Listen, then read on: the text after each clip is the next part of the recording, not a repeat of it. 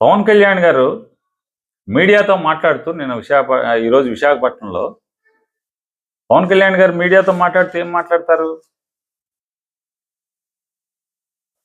జగన్మోహన్ రెడ్డి గారు ముఖ్యమంత్రిగా ఉండగా అంట స్టీల్ ప్లాంట్ని అమ్మేద్దామని చూశాడంట. స్టీల్ ప్లాంట్ని అమ్మేద్దామని చూశాడంట.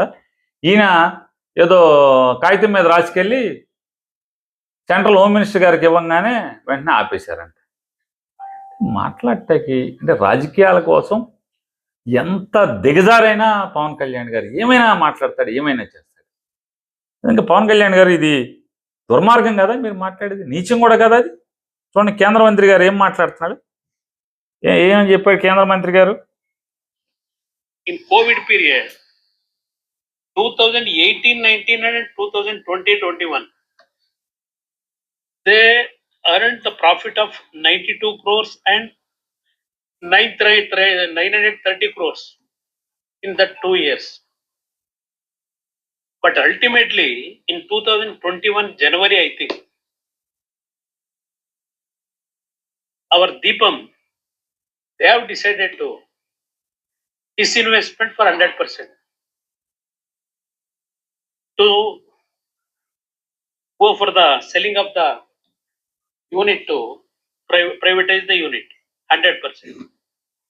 But during that time, Andhra government, they have passed a resolution in the Andhra Assembly opposing this disinvestment decision. Even though downfall was there in COVID period 2018. కేంద్ర మంత్రి గారు 2025లో చెప్పాడు ఈ మాట. 2025 జనవరిలో విశాఖపట్నం వచ్చి చెప్పాడు. ఏమని? ఆ రోజు కేంద్ర ప్రభుత్వం మొత్తం దీన్ని అమ్మేయడానికి నిర్ణయం తీసుకుంది, 100% అమ్మేయడానికి నిర్ణయం తీసుకుంది.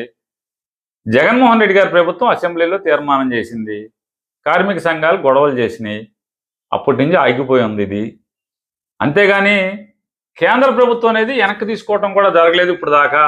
అలాగే డిజిన్వెస్ట్మెంట్ చేసేయాలి అనేటువంటి నిర్ణయం లైవ్లో ఉంది అని చెప్పి వారు చెప్తారు. నేను అన్నమాట తప్పే ఉన్నదా అని అడుగుతున్నాను.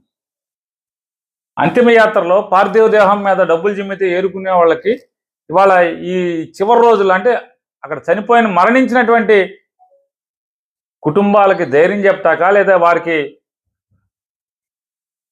పార్థివ దేహానికి మర్యాదగా గౌరవం ఇవ్వటాక దేనికి వెళ్ళారు మీరు? వెళ్ళి ఏం మాట్లాడుతున్నారు? ఏం మాట్లాడాలి? మీకు చేతన అయితే ఒక మనిషికి కోట్లు ఇవ్వండి, వాళ్ళ కుటుంబాలను ఆదుకోండి. రాష్ట్ర ప్రభుత్వంలో వీళ్ళేమి రాజకీయ కక్షలతో రాజకీయాల్లో గ్రూపు తగాదాల్లో మరణించిన వాళ్ళు కాదు కదా వీళ్ళు. ఇవ్వండి వీళ్ళకు కూడా రాష్ట్ర ప్రభుత్వంలో ఉద్యోగాలని, వీళ్ళ కుటుంబాల నుంచి కూడా. రాజకీయాల కోసం డయాసుల మీద ఇష్టం వచ్చినట్టు దిగజారి మాట్లాడుతున్నారు. కానీ ప్రమాదంలో మరణించిన కార్మికుల దగ్గరికి కూడా వెళ్ళి ఇంత దిగజారి కుసంస్కారంగా సంస్కారహీనంగా ప్రవర్తించటం మీరు మానుకోవాలని చెప్పని చెప్తాను.